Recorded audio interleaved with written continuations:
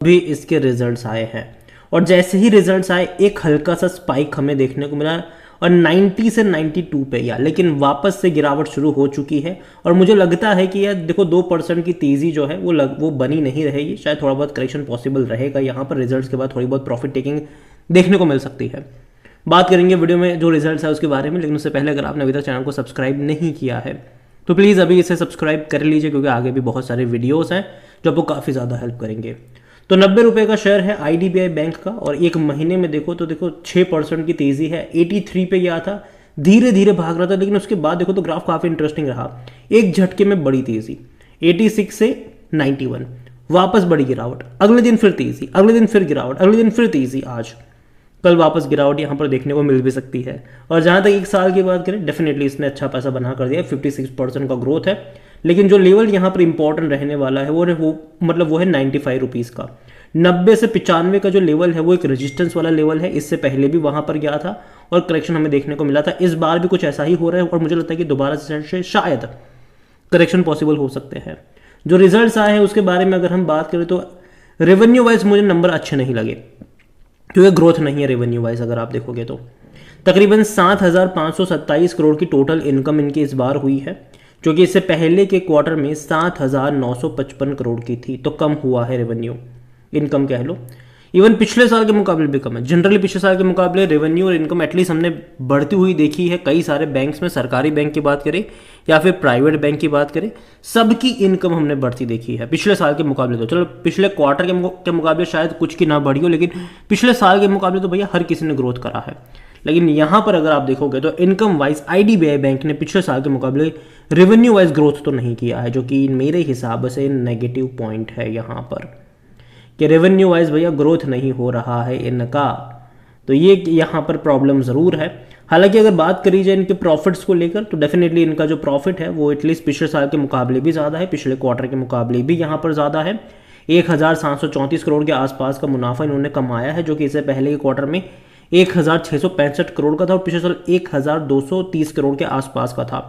तो डेफिनेटली यहाँ पर प्रॉफिट तो इनका इंक्रीज हुआ है, पिछले साल से कंपेयर करो या फिर पिछले क्वार्टर से कंपेयर करो, जबकि रेवेन्यू में डिक्लाइन है।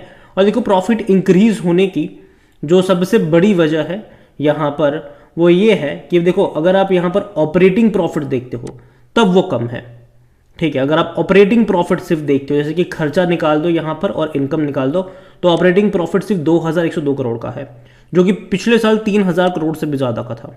तो ऑपरेटिंग प्रॉफिट तो कम है। बिफोर टैक्स और प्रोविजनिंग अगर आप देखते हो तो वो कम है यहाँ पर एंड ऑफ द डे जो इंक्रीज हुआ है ये, तो वो इसी वजह से हुआ है कि यहाँ पर अगर आप देखोगे तो प्रोविजनिंग जो थी वो पिछले साल ज़्यादा करी थी इन्होंने, और यहाँ पर जो नॉन परफॉर्मिंग असेट्स वगैरह NPA देखो तो वो भी यहाँ पर ज़्यादा करे हुए थे इन्होंने। उसी के चलते देखा जाए तो यहाँ पर एंड ऑफ द डे आपको कम नंबर देखने को मिला था, और इस बार अगर आप देखो तो नंबर ज़्यादा देखने को मिला है। रीज़न यह है कि यहाँ पर जो राइट ऑफ करे हैं वो जो नॉन परफॉर्मिंग असेट्स वगैरह है वो एक्चुअली आते हुए नजर आए हैं। तो ये एक सबसे बड़ी वजह मैं कहूँगा कि यहाँ पर देखने को मिली है।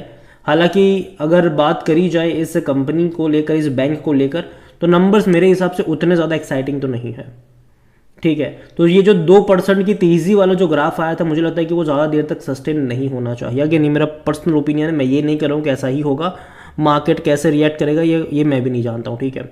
और जहाँ तक आज वॉल्यूम की बात करें, 2.5 करोड़ से भी ज़्यादा के शेयर यहाँ पर ट्रेड होते नजर आए, बड़ी क्वांटिटी में ट्रेडिंग तो चल रही है। इतना ही नहीं, एक टाइम था जब ये 200 रुपये का शेयर हुआ करता था, और जो मार्केट कैप है वो 1 लाख करोड़ पर जाने की कोशिश कर तो रहा है, देखते हैं ये पहुँचता भी है कि नहीं। और जहाँ तक देखें इस कंपनी में तो according to Moneycontrol user 50-50 का रेशियो है। 50% लोग कह रहे खरीदारी करो, 50% लोग कह रहे बेचो और भाग जाओ यहाँ से।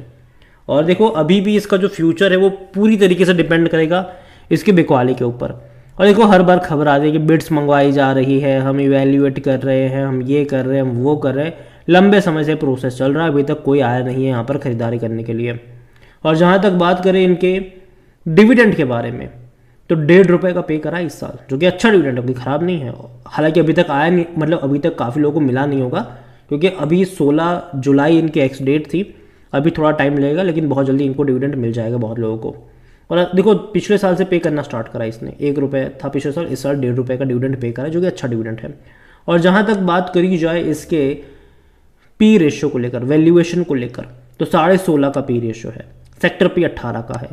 सस्ता नहीं कहूँगा मैं इसको, लेकिन मैं उसको महंगा भी नहीं कहूँगा। लेकिन अगर आप देखोगे तो कई सारे सरकारी बैंक ऐसे हैं जो इससे भी कम पी रेशियो पे ट्रेड कर रहा है, इससे भी सस्ते वैल्यूएशन के ऊपर ट्रेड कर रहे हैं। तो ये मैं बाकी सरकारी बैंक के मुकाबले थोड़ा सा महंगा तो मुझे लगता है ये। हालांकि कोई भी एनालिस्ट खरीदारी की यहाँ पर बात नहीं कर रहा, मैं भी नहीं करूँगा। फिनेंशियल्स अगर आप देखोगे इसके, तो जैसे कि हम सब देख सकते हैं कि रेवेन्यू अगर आप देखोगे तो एटलीस्ट पहले साथ मतलब इस बार का जो रेवेन्यू वो डेफिनेटली कम है, पिछले साल के मुकाबले भी, इवन दिसंबर के मुकाबले भी कम रहा, मार्च के मुकाबले भी कम रहा। और ये देखो बीच में एक क्वार्टर में ऐसा हुआ भी था सितंबर में कि रेवेन्यू कम हुआ था लेकिन प्रॉफिट बढ़ गया था। इस बार भी कुछ ऐसा ही हुआ है, रेवेन्यू कम हुआ है लेकिन प्रॉफिट बढ़ गया है। ठीक है, तो देखते हैं क्या सिनारियो निकल कर आता है। और जहाँ तक शेयर होल्डिंग के बारे में देखें तो प्रमोटर की होल्डिंग 94.71% की, बहुत जल्दी मुझे लगता है कि यहाँ पर OFS आ सकता है, बहुत जल्दी आ सकता है, ऐसा मेरा मानना है। क्योंकि देखो गवर्नमेंट अभी बहुत जल्दी बहुत सारी सरकारी कंपनियों जहाँ पर उनकी होल्डिंग 75% से ज़्यादा की है वहाँ पर अपनी स्टेक बेचने की थोड़ी बहुत कोशिश करेगी, क्योंकि इलेक्शन ख़त्म हो चुके हैं तो आने वाले टाइम में डेफिनेटली उनको और स्टेक अपना रिलीज़ करना है। और हालांकि OFS से पहले मुझे लगता है कि OFS आ सकता है थोड़ा बहुत, या फिर इसको बेचने की जो प्रोसेस हो रही है लंबे समय से कि भाई साहब यहाँ पर LIC और जो गवर्नमेंट है दोनों मिलकर अपना हिस्सा यहाँ पर बेच रहे हैं, कंट्रोलिंग स्टेक यहाँ पर बेच रहे हैं। तो बेचने की जो प्रोसेस हो रही है अब वो हो सकती है, OFS होता है, कोई कुछ भी हो सकता है, ठीक है, कह नहीं सकते यहाँ पर।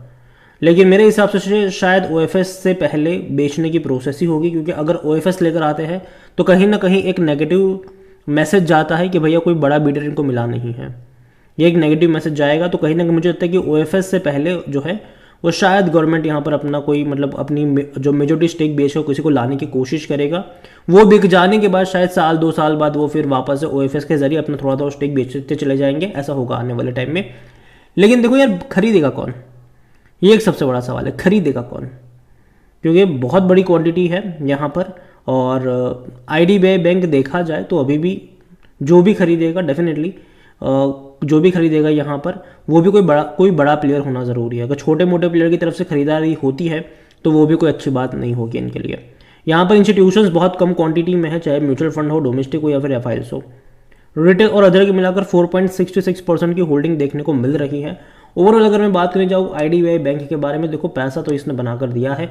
इवन कोविड के टाइम पर ये 20 रुपये के आसपास ट्रेड कर रहा था, और तभी मैंने कहा था कि देखो तेज़ी तो आएगी यहाँ पर, क्योंकि जब भी खबर आएगी कि यहाँ पर बिकवाली हो रही है, बिकवाली हो रही है, बिकवाली हो रही है, बिकवाली हो रही है, तो कोई ना कोई खरीदारी करने के लिए आ जाएगा यहाँ पर।